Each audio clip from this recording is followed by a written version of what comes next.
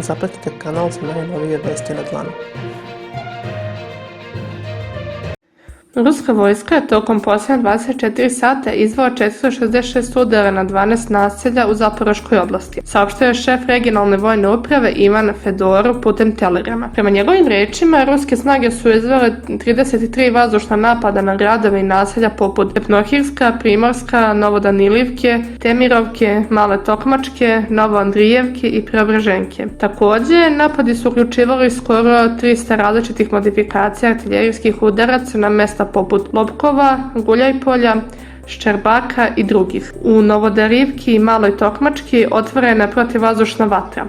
U toku napada ispaljeno je 145 granata, a izveštaj govori o uništenju stambenih i infrastrukturnih objekata, iako nema informacijama o povređenim civilima. Prethodno je zabeleženo da su 3 napada pogodila naselja u Zaporoškoj oblasti, pri čemu je delimično uništena zgrada seoskog saveta, prenosi portal Blitz.rs.